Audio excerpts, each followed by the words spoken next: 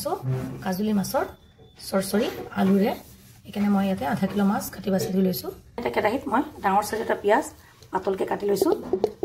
কেঁচা জলকীয়া দিছোঁ মই 5-6টামান সৰু সৰুকৈ কাটি লৈছোঁ। নিমখ লৈছোঁ এচামুচ। হালধি পাউডাৰ লৈছোঁ মই হাফ স্পুনতকৈ অকণমান বেছি।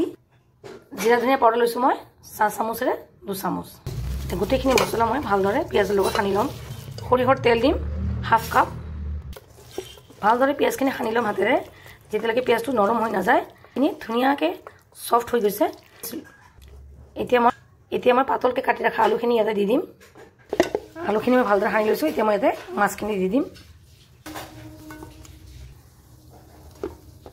এতিয়া মই গোটেইখিনি ভালদৰে এনেকৈ সানি ল'ম। মাছখিনি দি মই লাহে লাহে এনেকৈ মিলাই ল'ম।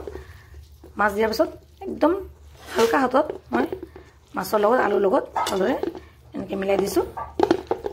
এতিয়া মই অকণমান পানী ইয়াতে দি দিছোঁ।